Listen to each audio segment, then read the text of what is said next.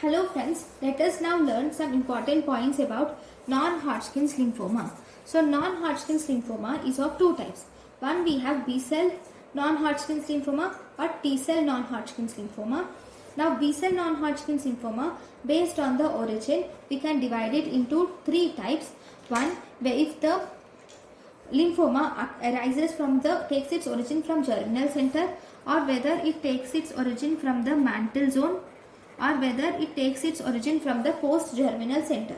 So we can divide it into three types.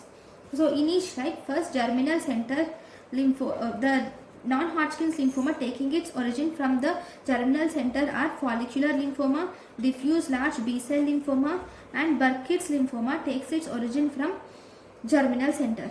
Whereas mantle cell lymphoma takes its origin from mantle zone, whereas from post-germinal center, marginal zone lymphoma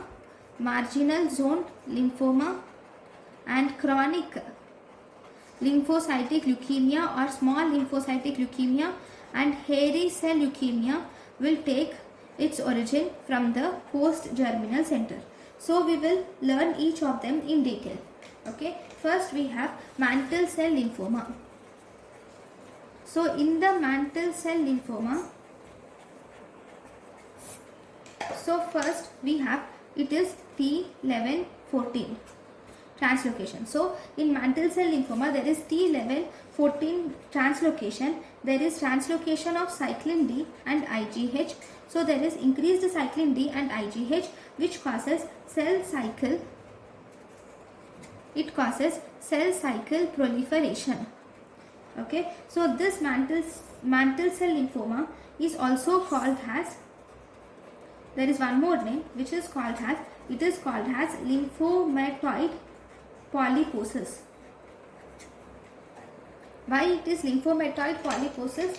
Because this shows in the gastrointestinal tract, it shows polypoid like arrangement. Here you will see all the lymphatic tissue being enlarged like this.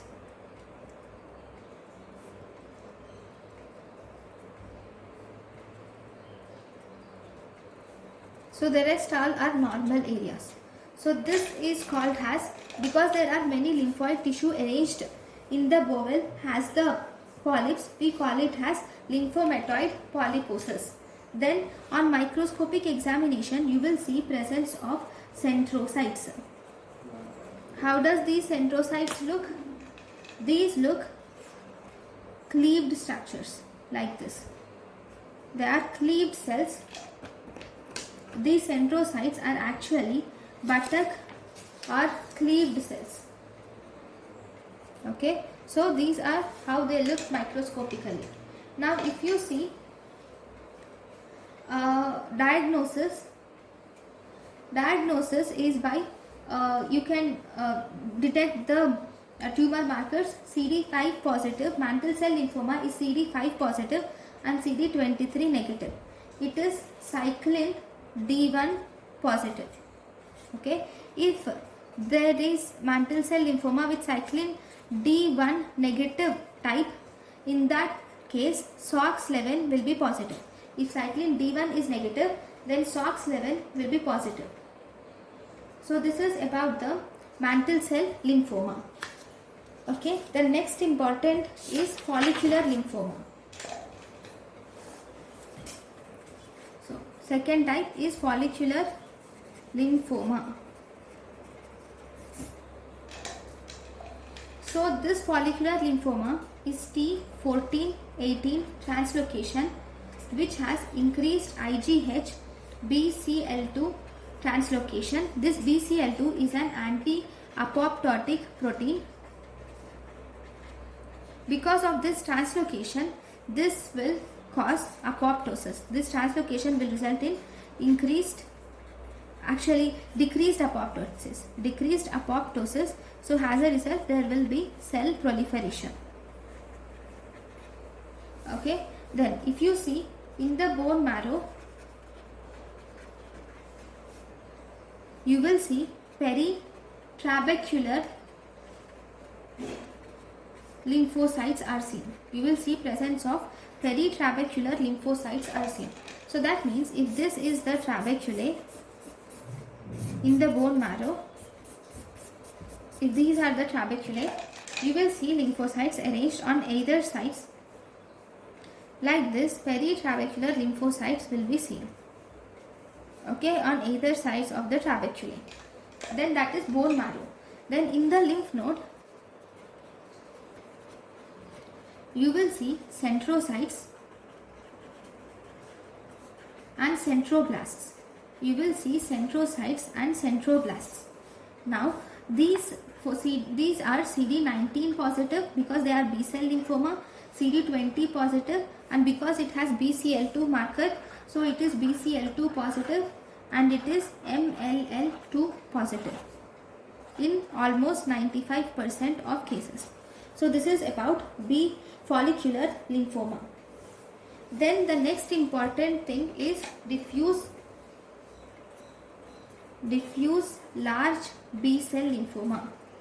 So diffuse large B cell lymphoma, if you see, this diffuse large B cell lymphoma is actually the most common non-Hodgkin's lymphoma worldwide is diffuse large B cell lymphoma, and it is most commonly aggressive tumor, and it is extranodal in presentation. So it has CNS manifestations, and it will also infiltrate the testis. Here there is BCL6 rearrangement is seen. BCL6 rearrangement is seen. Now if you see the types. So this diffuse large B cell lymphoma is actually of two types. One, we have immunodeficiency associated diffuse large B cell lymphoma, which is associated with Epstein-Barr virus, and we have second type, which is primary effusion lymphoma. This primary effusion lymphoma is associated with HIV. It is associated with HIV and human herpes virus 8. So this primary effusion lymphoma is CD30 positive and CD38 positive. Okay, this is about the primary effusion lymphoma. But diffuse large B cell lymphoma by itself is CD19 and 20 positive because it is B cell in origin. Because BCL6 is present, so it is BCL6 positive. So this is about the diffuse large B cell lymphoma. Thank you for watching.